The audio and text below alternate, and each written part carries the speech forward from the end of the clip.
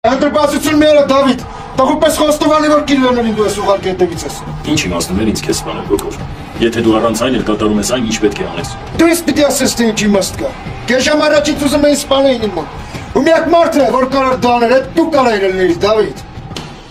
Ես ստիպված երկրորդ անգամ եմ գտնում։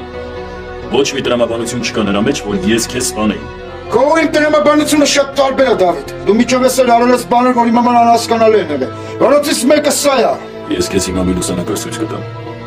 Ու դու կստանաս քո բոլոր հարցերի պատասխանը։